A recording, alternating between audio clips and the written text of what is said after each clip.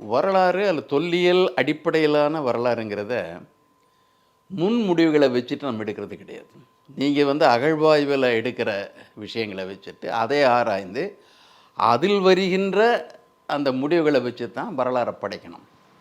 முன்முடிவுகளை உறுதி செய்வதற்காக அகழ்வாய்வு அந்த அறிக்கைகளை அதை மாற்றுவது, சிதைப்பது, குறைப்பதுங்கிறது ஒரு நான்காம் தர அரசியல்வாதியின் வேலை.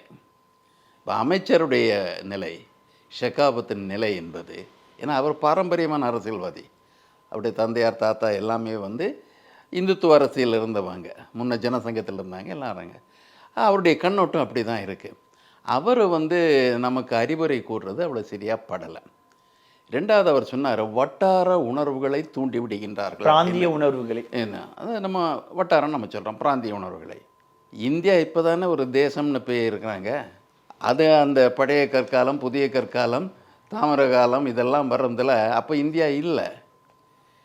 இது வட்டார உணர்வுன்னா எந்த உணர்வின் அடிப்படையில் பேசுகிறாரு? வைதிக உணர்வின் அடிப்படையில் பேசுகிறாரா?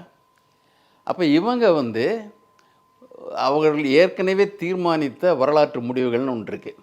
அது வரலாறுங்கிறது அறிவியல் மூலம் அப்படி கிடையாது, தொன்மத்தின் அடிப்படையில் கொடுக்குறாங்க.